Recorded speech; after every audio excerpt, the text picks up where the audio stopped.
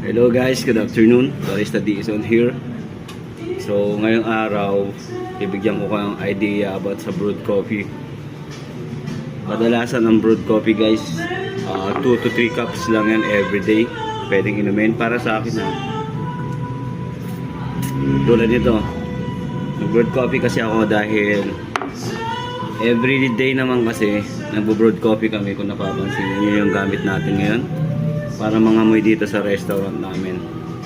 So bigyan ko kayo ng trivia dito sa brewed coffee. Sa brewed coffee guys, less acidity to, and then nababawasan yung symptoms like depressed, mga cancer and heart.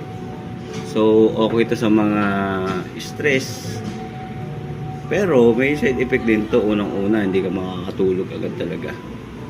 Pero sobrang sarap kasi magkape guys.